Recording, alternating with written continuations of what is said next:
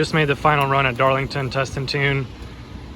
I made 4 runs total, which you'll see or saw, but this last run, really excited about. I finally got something worth sharing in 8:14 at 177. So I haven't had a personal best in probably 2 years, so pretty happy about that and happy that the car is actually making some progress. For those that don't follow much, it's a cast block 86, 85, no nitrous, V160 radial tire. Car weighs 3,000 pounds, but still chasing that 790. But it's a big jump from my previous personal best of 843, I believe it was. So getting ready to pack up. Huge thanks to Carl for helping out.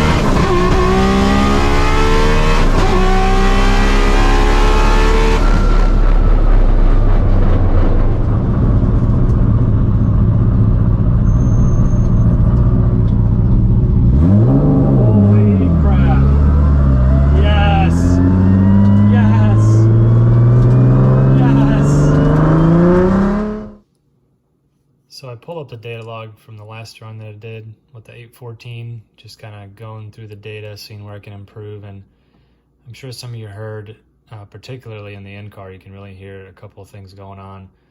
So I wanted to show you and kind of go through that pass. So right here, we're at 6,000-ish RPM, getting ready to launch. Clutch pressure is high, which means I have my foot down. And right here, as I release the clutch, you can see the RPM drop. Timing's at -10 degrees because it's still in launch mode. The car starts moving. Timing goes back up to 6 degrees and then drops back down to -10. Goes back up to 8 degrees. Drops back down to -5.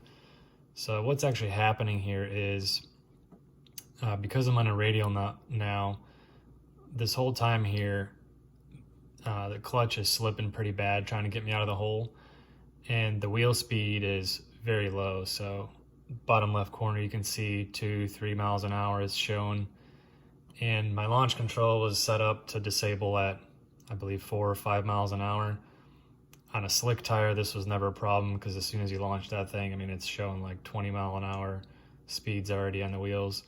So just a small thing I didn't catch till the end. So removing this, lowering that minimum speed, or max speed I should say, for launch control, as well as enabling the clutch switch. So not only vehicle speed, but I'm going to use clutch pressure. It's going to disable launch as soon as I release the pedal.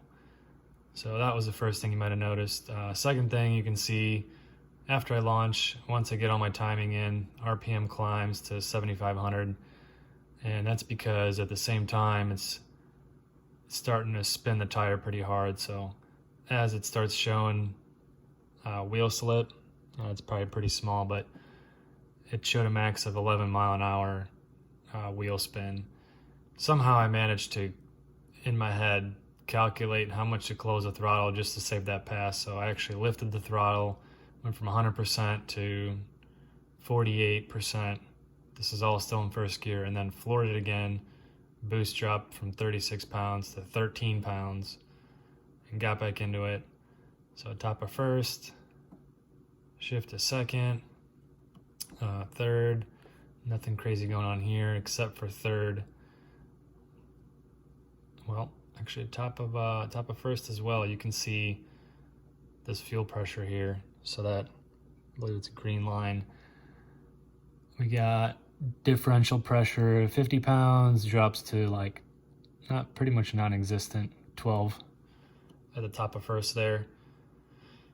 Shift to second, fuel pressure is solid, and as soon as I shift to third, it drops pretty hard again, and actually you can hear the cut, that lean condition that happened during the run.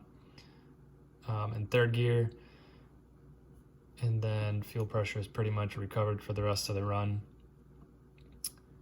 I was getting pretty low on fuel. I probably should have topped it off. That's probably the majority of my issue. But I do plan on running a Powerhouse new fuel tank that they sent me.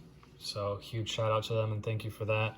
It's a bolt-in fuel tank that replaces the OEM tank, uses the OEM fill neck, but it's a sump tank, so we got fuel that's going to be feeding the pump from the bottom of the tank and towards the back, so any kind of acceleration is actually going to help feed the fuel system. So I plan on installing that to fix this issue, and then the launch control issue, and I may or may not put some nitrous on it and see if we can put together a better pass. Maybe get an 8.0 or 7 something would be awesome too. But if you guys got any questions, reach out. And thanks for watching, and don't forget to subscribe.